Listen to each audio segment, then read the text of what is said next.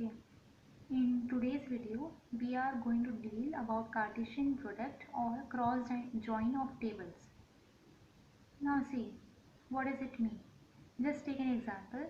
Suppose we want to combine two tables together.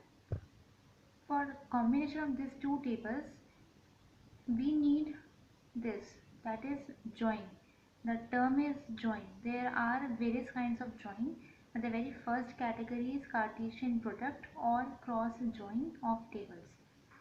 Just imagine that the table number 1 which we have consists of 3 columns and the table number 2 consists of 2 columns.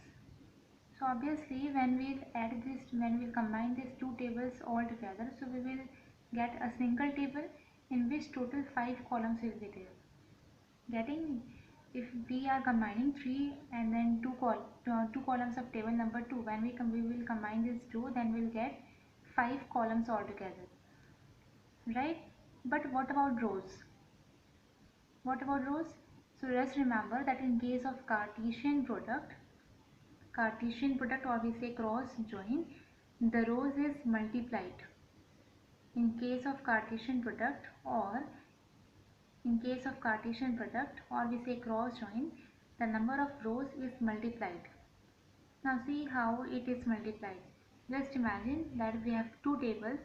In table number 1 we have 4 rows. Table number 1 we have 4 rows, and in table number 2 we have 3 rows. I think rows is clear to you all, the horizontal subset, right? So in table number 1 we have 4 rows and table number 2 we have 3 rows. So when we'll combine these two tables all together, definitely we'll get 5 columns, but the number of rows onto new table will be 12, because in table number 1 we had 4 rows and in table number 2 we had 3 rows. So 4 into 3, we'll multiply this 4 by 3, so answer comes out to be 12. That means the new table formed will have 12 rows. Okay, I think somehow this is clear to you all. If not, do let me know.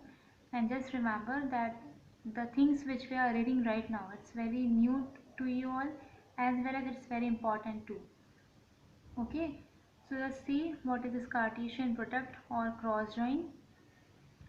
So see, Cartesian product is also called cross join of two tables is a table obtained by pairing up each row of one table with each row of another table.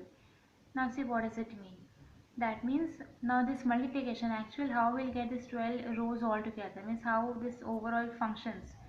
So just that I am going to tell you with the help of this diagram. So this, can you see this diagram? See, this is, just imagine this is table number 1 and this 1, 2, 3, this is the number of rows.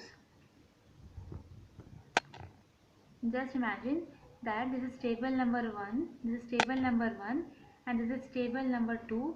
This is 3 rows of table 1 and this is 2 rows of table number 2. Okay, now see how it is. If we say that there are 3 rows here and here we have 2 rows, so from right now I told you all that number of rows is to be multiplied, right? That means on the new table we will get 3 into 2 comes out to be 6. That means in new table total there will be 6 rows. Here you can find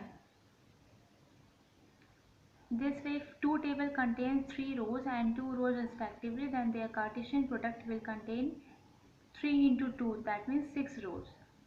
Okay, so this is table number 1 with 3 rows and table number 2 with 2 rows. Now see how this Cartesian product or cross join functions. Suppose this is first row. First of all, first table's first row is written with second table's every row. That means this one is written with this A.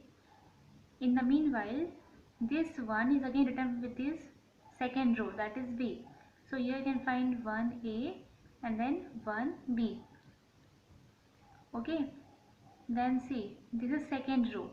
Second row is written with second table's first row, and this first table second row is written with again second table second row.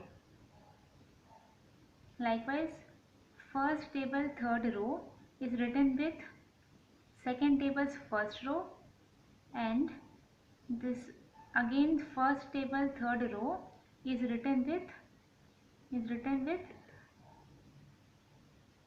second table's second row. So likewise you will get total 6 rows. Means first of all this one, just imagine I am writing this 1A, then 1B. These are 2 rows, then 2A, 2B. Again 2, and then 3A, 3B. Total 6 rows. This is how this Cartesian product or cross join functions. Don't worry if output is not clear. I will make another video of its example. But just remember its term, means what is its meaning, how it functions. Just remember this one. Okay, and even this is very important, that the answer which we get, if we are supposed to combine two tables all together, and suppose in table number 1 we have 2 columns and in table number 2 we have 3 columns. See, mind my words, I am saying columns here first of all. Then the number of columns they are added onto the new table. That means if I say in first table we have 2 columns, suppose roll number and then name. Suppose we have another table, in another table we have 3 columns, that is number, then gender, and then suppose marks. So when I'm saying we have to combine these two tables, so obviously the new table formed will have total 5 columns. Now what will be this 5 columns? This 5 columns will be roll number, name, number, gender, marks. Clear? And about number of rows, if I say about number of rows, right now I told you all, first of all we will see first table's first row, and that first row is written with second table's every row. Likewise for remaining two, or how many rows are there on the first table. Okay, so this is all about Cartesian product or cross join of tables. Now see, how can we find this Cartesian product? Means what statement we write. Now see, if I say you have to retrieve data from a table and table name is student, you have to retrieve all the data from student table. So what will be its output? What will be its statement? You will say that its statement will be select asterisk from student, semicolon symbol, right? But here we have two tables. No changes will be done. Directly we will write down select asterisk from table number, table name 1, comma table name 2, semicolon symbol. If we have three tables, select asterisk from table name 1, comma table name 2, comma table name 3. Okay, so this is about Cartesian product. This is very important. So far what we read, I think it's very easy. That was very easy one, and we read it already in class 11th. But right now which we are reading, it's very important, and the questions which we get in examination from this part is very important. Okay, questions which we get, this portion you can mark as important, because the questions which we get in examination will be from this part definitely. The normal statement will be of 1 mark, but the statement from this part, that is join, will be of 2 marks. And like such you will get 3 questions. That means total you will be getting 6 marks question from this join concept. This is first one. Next again when I'll tell you, so you'll get to know how we deal with this join and how this join functions. Okay. So example I'm going to tell you in the very next video.